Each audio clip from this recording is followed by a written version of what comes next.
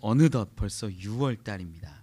6월 달이고 우리가 새로운 성경도 좀 보기 시작해요. 이 베드로서. 늘 새로운 성경을 볼 때마다 좀 두렵고 떨림이 있습니다. 성경이 좀 어렵거든요. 그래서 고민도 많이 되는데 오늘 말씀을 준비하다가 사실 새벽까지 계속 준비하다가 야 이거 어떻게 다 푸냐라는 좀 걱정이 있었어요. 그러다가 새벽에 결단을 했습니다. 쉽게 가자. 쉽게 가지 않으면 야 이거 감당이 안 되겠다라고 마음이 들었어요. 그래서 오늘 좀 쉽게 이야기를 풀어보려고 해요. 우리가 어디 갈 때 여러분 운전할 때 이렇게 내비게이션 같은 거 이렇게 좀 찍어보신 적 있으시죠? 내비게이션 이렇게 지도를 이렇게 보다 보면 첫 번째 설정하는 게 뭐냐면 목적지예요. 목적지. 내가 어딜 갈 것이냐. 그리고 뭐 GPS 같은 걸로 이렇게 내가 어디 있는지 확인되면 내 위치를 확인하죠. 그러니까 내 위치 그리고 목적지 이 두 가지가 굉장히 중요합니다. 그리고 요즘에는 뭐 이렇게 뭐 네이버나 이런 데 이렇게 검색해 보면 뭘로 갈 거냐 이런 것도 나와요.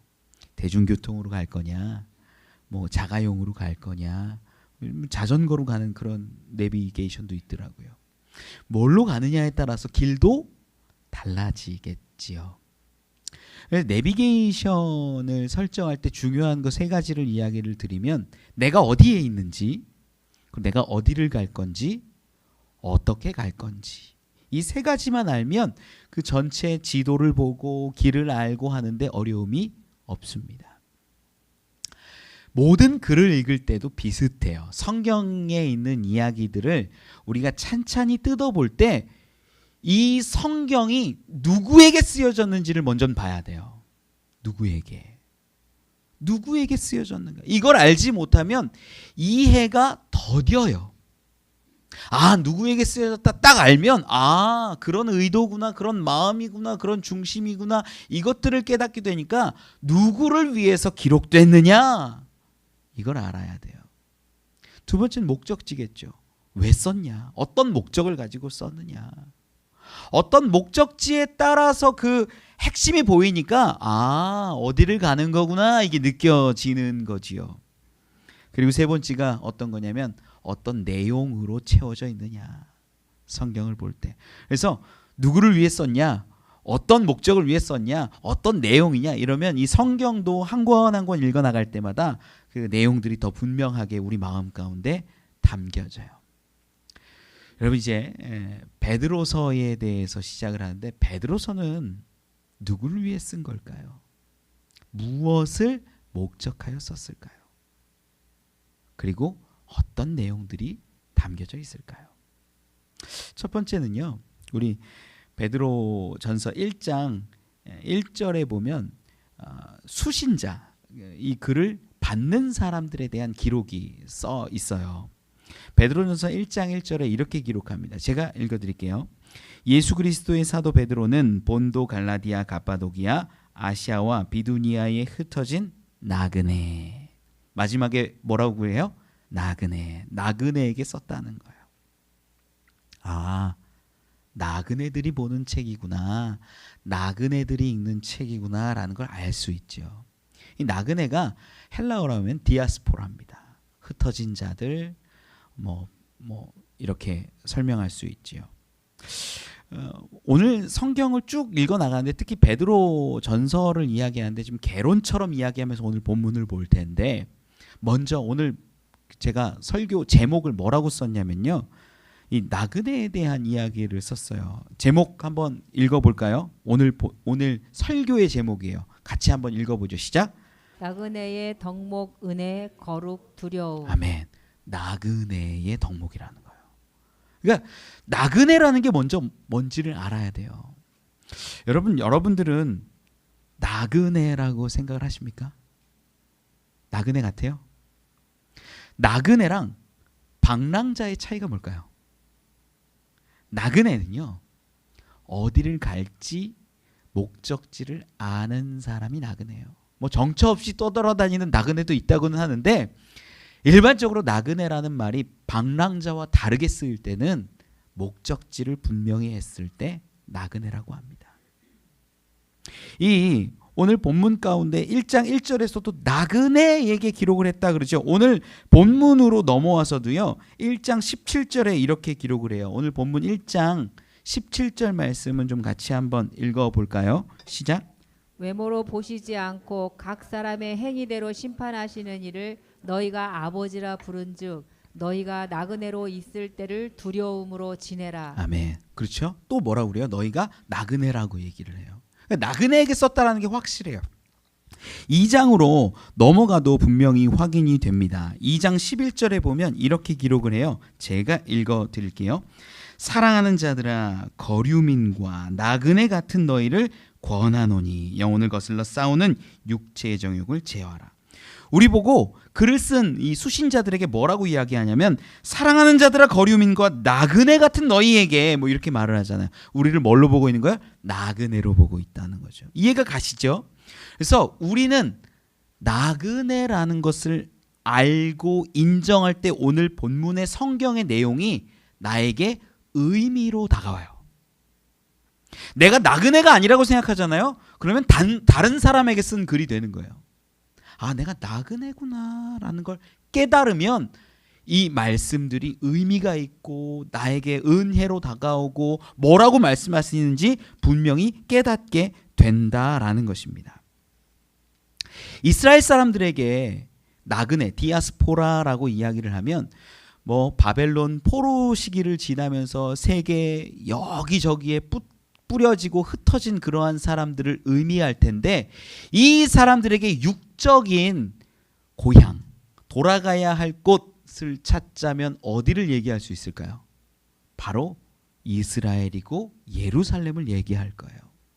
나 디아스포라야, 뿌려진 자야, 저쪽 멀리 흩어진 자야, 세계 열방 가운데 있어. 오늘 본문에서도 방금 읽었던 1장 1절에서도 본도, 갈라디아, 갑바도기아, 아시아, 비두니아 요 지역이 어디냐면 지금 기준으로 봤을 땐 터키 지역이에요. 터키 지역.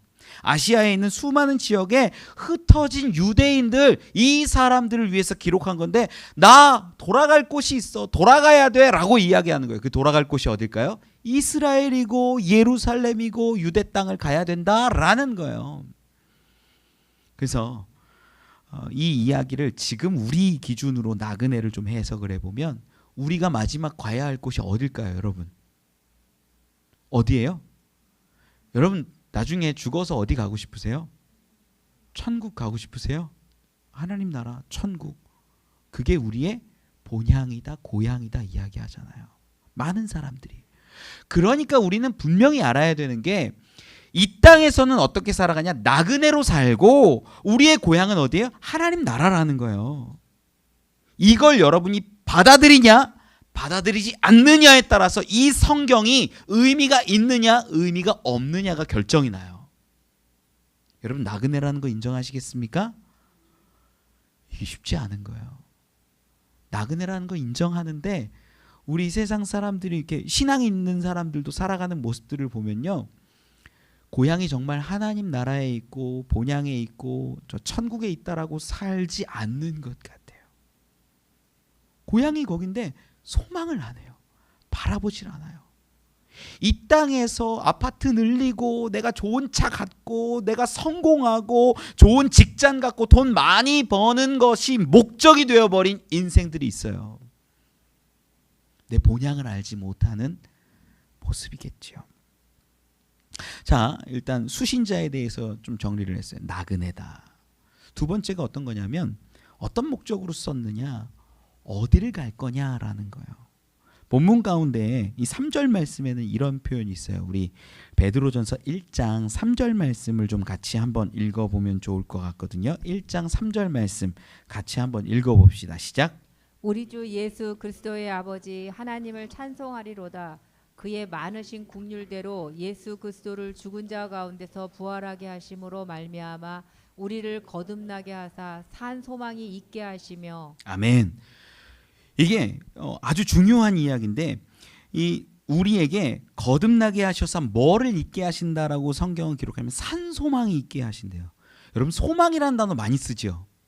소망하면 어떤 느낌이 드세요? 소망. 이게 보니까 성경이요, 굉장히 많이 쓰는 단어인데 설명해 보라고 그러면 설명을 못 하시더라고요. 소망하면 어떠세요? 느낌이 바라는 것. 그렇죠? 바라는 것들의 뭐 실상 뭐 이런 얘기들도 하고, 소망이라는 단어가 머리로 어렴풋이는 알겠는데 뭔지 잘 모르는 분들이 굉장히 많아요. 소망이랑 비슷하게 제일 많이 쓰는 단어가 여러분들 뭐예요? 소망이랑 비슷하게 많이 쓰는 단어?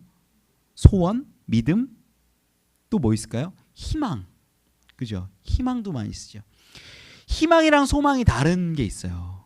희망은 바랄 희에 바랄 망이에요. 그러니까 바라는 것이에요. 내가 바라는 것.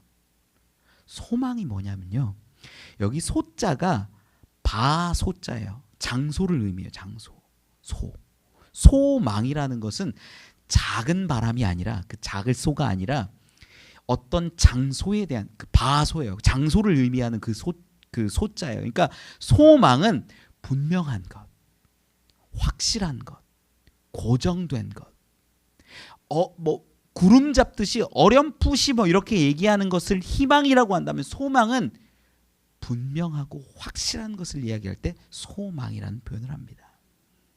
그래서 우리는 이 소망이라는 단어가 이제 헬라어로 가면 엘피스라는 단어를 쓰거든요. 이 엘피스라는 단어가 뭐냐면 존재라는, 에임이라는 단어에서 온 거예요. 거기, 그곳. 이제 조금씩 이제 보이는 거예요. 아, 우리에게 산소망이 있다라는 건 어떤 의미냐면 우리가 가야 할 곳이 있다라는 거예요. 어떤 장소라는 거예요. 그게 뭘까요? 하나님 나라고 천국이라는 거죠. 아, 이것들만 좀 알면 내용들이 조금씩 정리가 되기 시작합니다. 아, 베드로전서는 이런 거구나. 실제로 AD 63년 7월에 로마에 어떤 일들이 일어나냐면 대화재가 일어납니다. 전 세계 이제 3대 화재라고 하죠. 로마 화재, 뭐 도쿄 화재, 런던 화재, 뭐 이런 화재가 있는데, 이 화재 중에 가장 큰 화재로 꼽히는 게 이제 이 로마의 대화재예요. 이 AD 63년의 이 대화재를 기점으로 이 기독교인들에게 박해가 시작돼요. 그때 로마의 황제로 있었던 사람이 네로인데, 이 네로 황제가 이 모든 책임을 지게 생겼고, 뭐 불평 불만이 막 다가오고, 막 그러니까 이 화살을 누구에게 돌리기 시작하냐면 기독교인들에게 돌리기 시작했어요. 그래서 기독교인들이 이런 화제를 냈다라는 이제 뭐 음모를 퍼뜨리고 막 이러면서 기독교인들에 대한 박해가 시작되지요. 이러한 배경을 가지고 로마 제국 전체 안에 있는 그리스도인들이 이제 핍박을 받기 시작합니다. 이걸 배경으로 하는 성경이 오늘 본문 베드로 전후서예요. 그러면 베드로서는 이제 정리가 좀 됩니다. 내용, 우리가 고난과 환난과 시험과 어려움과 아픔이 있는 그때에 뭘 바라보게 하냐? 산 소망을 바라보게 하고 하나님 나라를 바라보게 한다.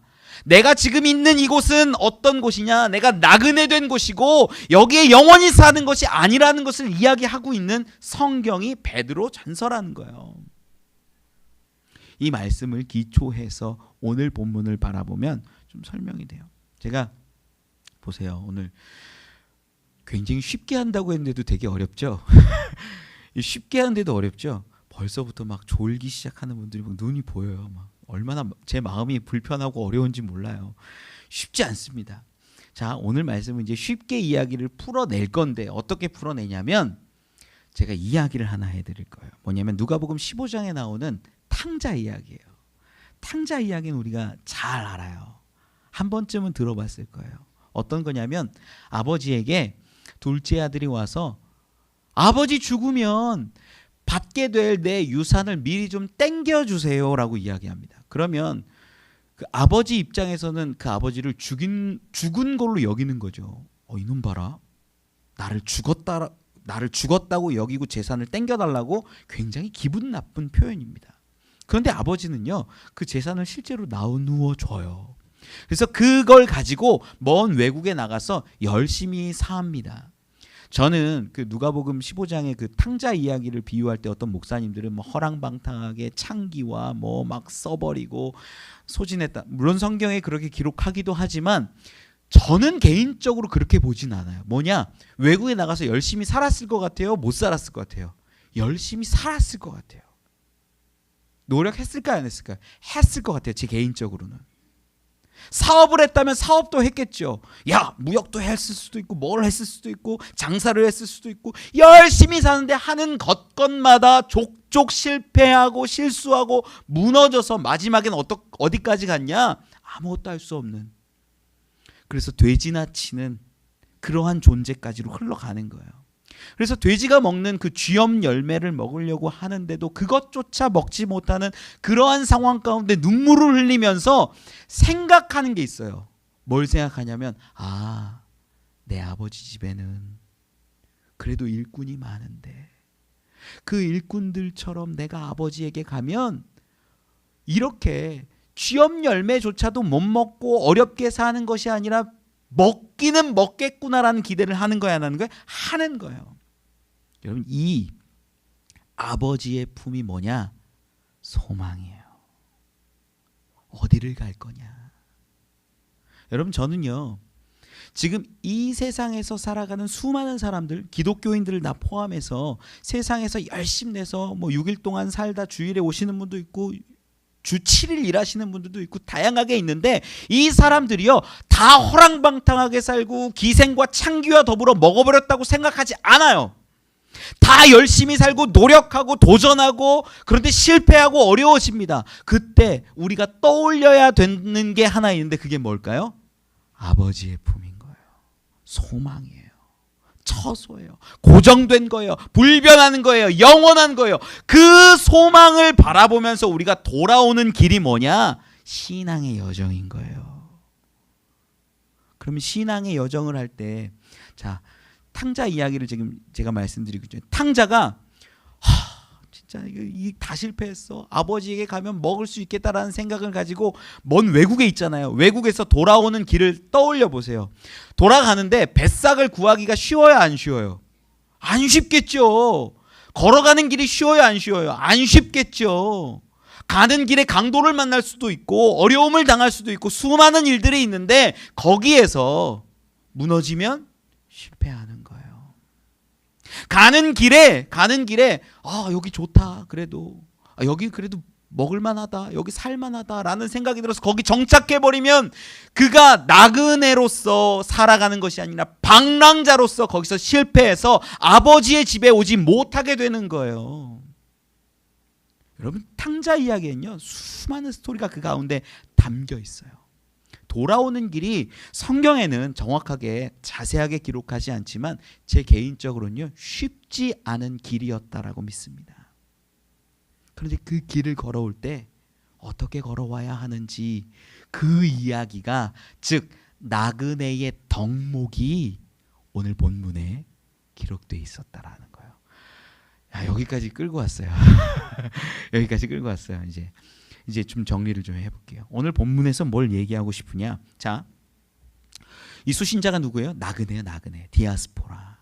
우리의 고향이 어디예요? 하나님 나라, 천국, 아버지의 품, 영원한 소망, 산 소망. 이 소망을 바라보면서 우리가 살아가는데 어떤 모습들이 필요하냐? 나그네야. 너희들이 준비해야 할 것이 있어 라고 이야기를 하는 거죠. 오늘 본문 말씀 13절에는 이렇게 기록을 합니다. 우리 13절 말씀 같이 한 번만 읽어볼까요? 시작. 그러므로 너희 마음의 허리를 동이고 근신하여 예수 그리스도께서 나타나실 때에 너희에게 가져다 주실 은혜를 온전히 바랄지어다. 아멘. 나그네들아 라고 이야기하는 거예요. 쉽게 말하면 너희 나그네들아, 너희 어떻게 해야 되냐면 이제 아버지에게 가고 소망을 가지고 가고 영원한 유업을 받기 위해 가고 그 나라를 가기 위해서는 이렇게 해라 라고 설명하기 13절이 시작인데 거기에 뭐래요? 너희 마음의 허리를 동이고 근신하래요. 그리고 뭐 하래요? 예수 그리스도께서 나타나실 때에 너희에게 가져다 주실 은혜를 온전히 바랄지어다. 여기서 동사들을 살펴보면요 3가지가 나오는 거죠. 너희 마음의 허리를 동이어라. 그리고 2번째가 근신해라. 3번째가 은혜를 바라라 라는 거예요. 이것이 기본적으로 한 가지로 봅니다. 이 나그네로서 살아가는 사람의 덕목이에요. 은혜를 바라는 것. 허리를 동인다라는 건 유대인들의 관점에서 유대인들은요 옷이 치렁치렁해요. 깁니다. 그런데 어디를 떠날 때 뭘 하냐면 허리를 동여요. 치렁치렁한 옷으로 갈 수 없거든요. 출애굽기에 보면 이스라엘 백성이 애굽에서 나와서 광야로 떠나갈 때 하나님이 명령하세요. 너희 허리에 띠를 띠고, 이게 이제 허리를 동이라는 거예요. 띠를 띠고 신을 쉬고 지팡이를 짚고 음식을 급히 빨리 먹으라 라고 말씀을 해요. 왜 그래요? 떠나갈 거니까. 여러분, 나그네는요 특징이 어떤 거냐면요, 그곳에 머물러 사는 것이 아니라 언제든 떠날 준비를 하는 거예요. 여러분, 이 땅에 너무 많은 것들을 뿌려두고 너무 많은 것들을 소망하고 너무 많은 것들에 투자하지 마십시오. 이 땅은요 우리가 영원히 있을 곳이 아니라는 거예요. 성경이 나그네다라고 이야기하고 말하는 것은요 언제든 떠나갈 준비를 하라는 거예요. 마음의 허리를 동이라는 거예요. 근신하라. 근신하라는 단어가 우리가 그냥 성경을 보면은 야 뭐 조심해야 되나 보다, 내가 잘못했다고 이렇게 좀 이렇게 수그려야 되나 보다 이런데, 여기에 있는 단어도요 그런 의미가 아니에요. 여기에 있는 단어의 말씀을 가만히 보면 네폰테스라는 단어인데 정신 차려라, 신중해라. 그러니까 나그네로서 걸어갈 때의 길은 신중해야 되는 거예요. 조심조심 걸어가야 되는 거예요. 제가 아까 지금 이게 나그네의 길, 돌아가는 이제 소망을 보고 하나님의 품을 보고 아버지의 품을 보고 돌아가는 그 탕자의 길이라고 이렇게 비유를 해드렸는데, 여러분 이제 아버지가 어디 계신지를 깨닫고 내가 아버지에게로 가기로 마음을 먹었어요. 결단을 했어요. 그러면 어떻게 가야 돼요? 아버지의 집이 저 먼 외국인데 내가 지금 여기 멀리 외국까지 나와 있으니까 거기까지 가려면 수많은 방법이 있는데, 배를 탈 수도 있고 강도를 만날 수도 있고 어려움을 당할 수도 있고 먹어야겠고 또 좋은 사람을 만날 수도 있고 다양한 문제들이 있어요. 그럴 때마다 어려움이 닥치면 무너지겠습니까? 아니에요. 거기에서 잠깐 좋은 사람 만나갖고 나랑 같이 다른 데 가자 그럼 글로 가겠습니까? 아니에요. 나그네는 어떻게 살아가야 되냐면, 아버지의 품이라는, 아버지의 집이라는 고향이 분명하면 거기까지 가기 위해서 내 마음을, 정신을 차리고 마음의 허리를 동이고 나서 걸어가는 거예요. 뭘 사모하면서? 은혜를 바라보고 사모하면서. 그래, 아버지의 집이 있지. 아버지의 집이 있지. 이게 은혜예요. 이게. 여러분, 그래서 나그네로 살아간다라는 거, 나그네의 덕목 첫 번째는요, 은혜를 바라보면서 살아가는 사람이어야 한다라는 겁니다. 그리고 두 번째 이야기는 어떤 거냐면, 두 번째 이야기는요, 오늘 본문 말씀 16절에 14절로 16절인데 14절로 6절까지 같이 한 번만 좀 읽어볼까요? 시작. 너희가 순종하는 자식처럼 전에 알지 못할 때에 따르던 너의 사욕을 본받지 말고 오직 너희를 부르신 거룩한 이처럼 너희도 모든 행실에 거룩한 자가 되라. 기록되었으되 내가 거룩하니 너희도 거룩할지어다 하셨느니라. 아멘. 나그네로 살아갈 때 이 성경에서 베드로가 권면하는 거예요. 너희 나그네인데 나그네로 살아갈 때 은혜를 바라보면서 우리가 어떻게 살아가야 되느냐? 내 안에 있는 허리의 띠를 동이고 마음의 허리띠를 동이고 내가 조심하고 내가 신중하며 근신하여 이렇게 살아가는데, 두 번째 이야기하는 게 거룩해라요. 거룩해라. 갑자기 거룩하래요. 나그네로 살아가는데 거룩하래요. 이 거룩이라는 단어가 제일 어려운 단어 중에 하나입니다. 여러분, 거룩하면 어떤 느낌이세요? 강은옥 권사님, 거룩하면 어떤 느낌이세요? 이미지로 따지면 모르시겠어요? 거룩. 네, 뭐야? 아, 성경책 옆에 끼고 이렇게 막 힘내서 걸어가는 권사님들. 거룩하면 어때요? 저는 예전에 거룩하면 어떤 느낌이 있었냐면, 뭔가 이렇게 구름이 뭉게뭉게 있고, 예, 제가 되게 유치하죠. 거룩이란 단어를 잘 모르겠으니까 구름이 뭉게뭉게 있고 빛이 찬란하고 뭐 괜히 그런 생각했어요. 여러분에게 있어서 거룩이라는 건 뭘까요? 거룩이라는 단어가 진짜 어려워요. 그런데 거룩이라는 단어를 이해할 수 있는 놀라운 힌트가 하나 있어요. 어떤 거냐면, 우리 성경을 좀 찾아볼까요? 레위기 11장이에요. 레위기 11장 45절의 말씀을 한번 좀 살펴봤으면 좋겠습니다. 레위기 11장 45절입니다.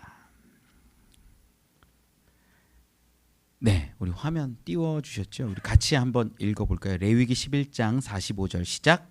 나는 너희의 하나님이 되려고 너희를 애굽 땅에서 인도하여 낸 여호와라. 내가 거룩하니 너희도 거룩할지어다. 아멘. 이게 내가 거룩하니 너희도 거룩할지어다라고 이야기를 하는 게 목적인데 그 앞에 뭐 하나 이렇게 딱 덧붙이셨어요. 하나님이 말씀하신 건데 그게 뭐냐면 나는 너희의 하나님이 되려고 너희를 애굽 땅에서 인도해낸 여호와다라고 먼저 선포하시고 내가 거룩하니 너희도 거룩하라라고 이야기하는 거예요. 여기 힌트가 있어요. 내가 거룩하니 너희도 거룩하라는 의미는 뭐냐면 이 앞에 있는 힌트를 통해서 우리가 깨달을 수 있는데 뭐냐면 거룩이라는 건요. 쉽게 말해서 완전이라는 거예요. 여러분 이스라엘이 애굽의 노예로 있다가 광야로 나오고 가나안으로 가는 그 여정 가운데 먼저 애굽에서 보면 그 11장 45절에서 기록하지만 나는 너희 하나님이 되려고 너희를 애굽 땅에서 인도하여 낸 여호와라라고 이야기한 것을 통해서 우리가 잘 생각해야 돼요. 하나님은요. 이 애굽 땅에서 10번에 걸친 재앙을 통해서 당신을 드러내시고 이스라엘 백성을 끌어내려고 계속해서 노력하고 계신다라는 거예요. 언제까지? 구원에 낼 때까지. 이게 거룩이에요. 이 모습이 거룩이에요. 거룩이라는 게 왜 완전한 거라고 이야기를 하냐면 그것을 이룰 때까지 이루어 내시는 분이 거룩함의 의미라는 거, 속성이라는 거예요. 그래서 완전이에요.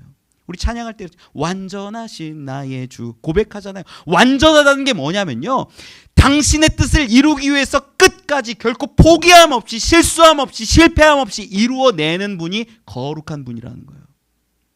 이걸 가지고 오늘 본문 가운데서도 읽어보면요. 레위기 11장 45절도 그렇고 오늘 본문 가운데 16절도 이 이야기를 끌어온 겁니다. 기록되었으되 내가 거룩하니 너희도 거룩할지어다. 나그네로 살아가는데 갑자기 하나님이 내가 거룩하니까 너희도 거룩하라는 이야기를 딱 끄집어내서 베드로가 설명하는 거예요. 거룩해야 돼. 왜? 본향에 갈 거니까. 산소망이 있는 곳으로 갈 거니까. 썩어질 수 없는 그 유업을 받으러 갈 거니까 아버지의 품으로 갈 거니까 천국으로 갈 거니까 너희는 어떻게 해야 돼? 거룩해야 돼. 왜? 거기에 있는 그분처럼. 이 이야기예요.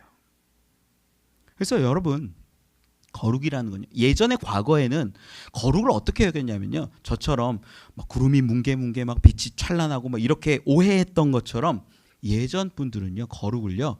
율법을 철저히 지켜내는 것으로 거룩함을 기준 삼았어요.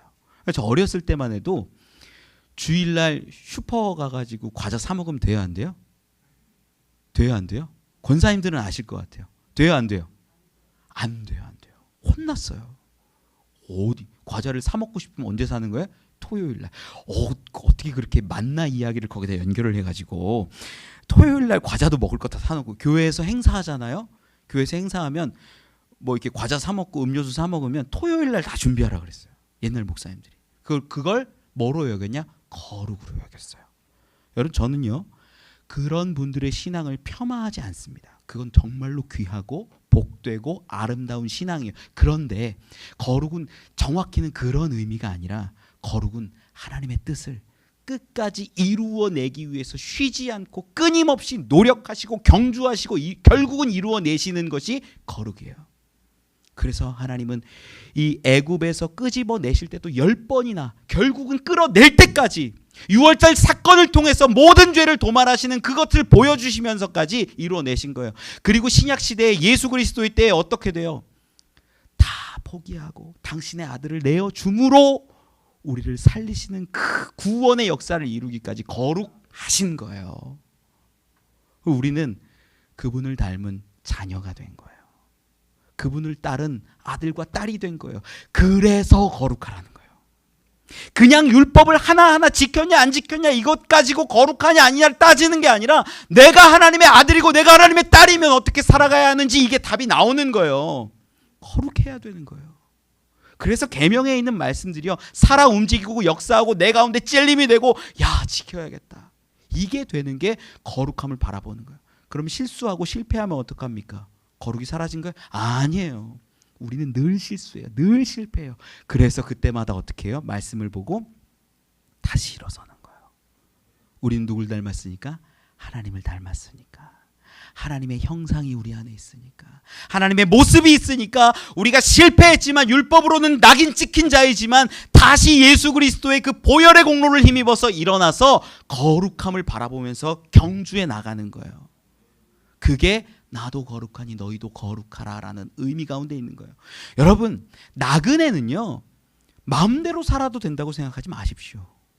우리의 원래 본질이, 우리의 형상이 어디로부터 온 거예요? 하나님께로부터 왔기 때문에 하나님이 내가 거룩하니 너희도 거룩해라, 그 말씀이 정말 큰 놀라운 도전이 되는 거예요.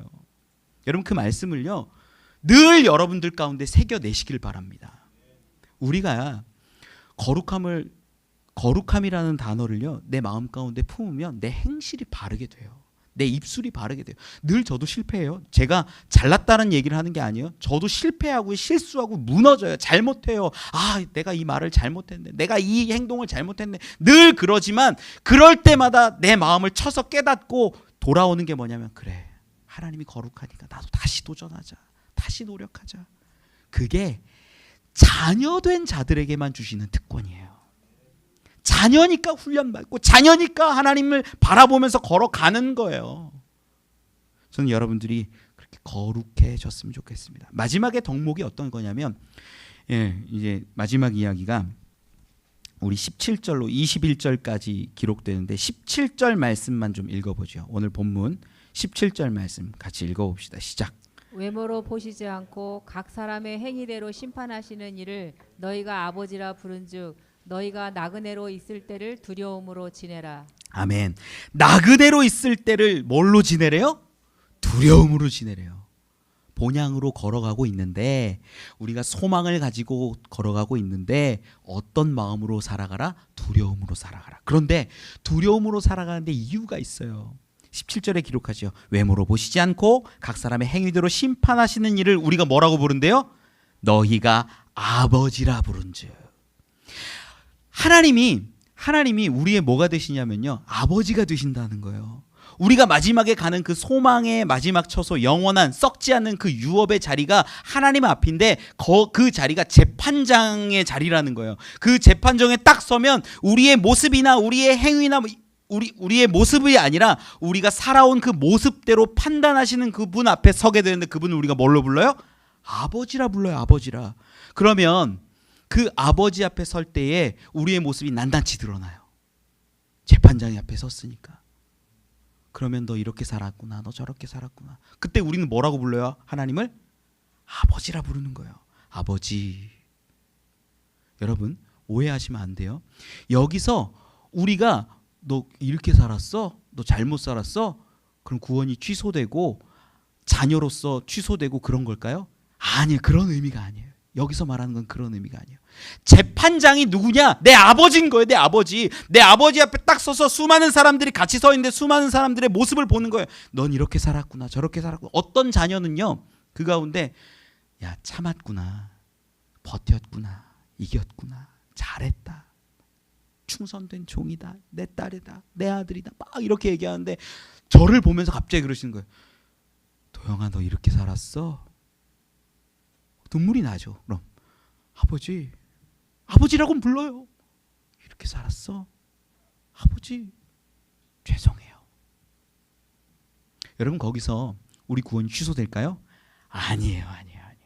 우리의 구원은요, 성경에도 기록하지만 18절 19절에 기록해요. 방금 읽은 본문. 너희가 알거니와 너희 조상이 물려준 헛된 행실에서 대속함을 받은 것은 은이나 금같이 없어질 것으로 된 것이 아니요 오직 흠없고 점없는 어린 양 같은 그리스도의 보배로운 피로 된 것이니라. 우리가 구원받는 것은 어떤 노력이나 열심이나 은과 금과 같은 것이 아니라 오직 보배로운 우리 주 예수 그리스도 보혈의 공로로 우리가 자녀되었기 때문에, 대속되었기 때문에 그게 취소가 된다 안 된다? 안 된다라는 거예요. 안 된다라는 거. 근데 그분이 아버지고 그분이 재판장이에요. 온 세계 만민들을 다 재판하는 자리에 있는 거예요. 근데 저를 보면서, 우리를 보면서 이야기하시는 거예요. 그렇게 살았어? 못 참았니? 실수했니? 잘못했니? 그럼 그 자리가 얼마나 창피할까요? 그 모습이 분명히 있기 때문에 베드로는 얘기하는 거예요. 너희가 두려워해야 된다. 나그네로 살아갈 때 두려워해야 되는 이유가 뭐냐면 하나님 앞에 우리가 분명히 서기 때문이다라는 거예요. 물론 그 자리에서 구원은 취소되지 않습니다. 왜? 우리 주 예수 그리스도의 보혈이 이미 인쳤고 자녀 되게 했고 그 신분은 결코 변하지 않기 때문에. 그런데 하나님 앞에 섰을 때 너무나 부끄러운 거예요. 자녀의 삶을 살지 못하면, 아들의 삶을, 딸의 삶을 살지 못하면 너무나 부끄러운 거예요. 내가 거룩한데 너 이렇게 살았니? 그 말 듣기 싫으니까 두려움으로 지내라 라고 이야기를 하는 것입니다. 시간이 많이 가서 좀 정리를 할게요. 여러분, 나그네의 덕목을 기억하십시오. 우리의 삶의 모습 기억하죠. 디아스포라, 나그네다. 우리 이 땅이 고향이에요? 아니에요. 하나님 나라 아버지의 품이에요. 탕자를 기억하세요. 내가 가야 할 곳, 내가 있어야 할 곳을 분명히 기억하세요. 그 자리 가운데마다 좋은 일도 있고 어려운 일도 있고 힘든 일도 있고 고난과 환난도 있고, 그렇지만 우리가 소망하고 은혜를 바라보면서 살아갈 때 우리는 걸어갈 수 있어요. 여러분, 말씀을 맺을게요. 저희 막내 예랑이가 그렇게 물어요. 아빠는 왜 멋있어? 웃기죠? 너무 그렇게 크게 웃지 마세요. 저희 막내 딸 입장에서는 제가 멋있을 수 있어요. 물론 일반적인 시선은 아닙니다. 아직까지 애가 조그마니까. 제가 얼마나 기쁘겠어요. 아빠는 왜 이렇게 멋있어? 그래요. 아빠는 예랑이를 사랑하니까 멋있지. 제가 이렇게 대답해줘요. 그러니까 또 아이가 얘기합니다. 아빠는 예랑이를 왜 사랑해? 이 문제가 좀 어려워졌어요. 왜 사랑하냐? 제가 뭐라고 얘기했냐면, 아빠 딸이니까 사랑해. 아빠 딸이니까. 그러니까 또 묻는데 이번엔 이제 좀 엉뚱하게 가더라고요. 예랑이는 왜 아빠 딸이야? 야, 이거 어떻게 설명을 해야 되나? 여러분 어렵죠? 어려워요. 왜 아빠 딸이에요, 예랑이가? 제가 아빠 엄마가 낳았으니까. 아빠 엄마가 왜 낳았어? 끝까지 가겠더라고요. 이게 왜라는 질문을 계속 하더라고요. 여러분, 하나만 기억하세요. 예랑이 제 딸을 제가 왜 사랑한다고요? 아빠 딸이니까. 다른 거 아무것도 없어요. 여러분, 탕자가 돌아오는데 왜 품어줘요? 잘해서? 잘나서? 잘생겨서? 성공해서? 아무것도 없어요. 다 실패하고, 다 무너지고, 누더기 같은 옷 입고 신발도 신지 못하고 그러고 오는데, 아버지는요, 아버지 눈에는 가장 귀한 거예요. 나그네처럼 그렇게 떠돌다가 왔지만 아버지의 집에, 본향의 고향에 온 거예요. 품어주는 거예요. 가장 좋은 옷을 입히고 가락지를 신기고 살찐 송아지를 잡고. 여러분, 그 소망을 바라보면서 우리가 살아가는데, 그 소망이 보이면요, 그때부터는 이제 우리가 어떻게 살아가야 되냐? 거룩하게 살아가는 거예요. 왜? 아버지를 닮은 자니까. 아버지 뜻대로, 아버지 마음대로, 아버지 뜻을 이루어가려고 거룩함을 가지고 살아가는 거예요. 완전해지려고 노력하는 거예요. 물론 실패해요. 그러나 다시 일어서서 내가 자녀니까 훈련받아야지, 연단받아야지, 하나님 앞에 서는 거예요. 마지막 날 섰을 때 두려움만, 걱정과 근심만 많고 책망받을까 두려워하는 것이 아니라, 아버지 저 왔어요. 그런데 잘못한 것도 너무 많은데 잘한 거 이거 있어요. 아시죠? 그래, 잘해서 내가 널 기뻐하고 사랑하는 게 아니라 너라서 기뻐하고 너라서 내가 사랑해. 하지만 너무나 잘했구나, 칭찬하시지 않을까요? 전 여러분들에게 그런 나그네 된 삶 가운데 마지막 하나님이 품어주실 그 모습들을 분명히 바라보셨으면 좋겠어요. 그러한 저와 여러분, 우리 되시길, 나그네의 덕목을 따라갈 수 있는 우리 되기를 간절히 축원합니다.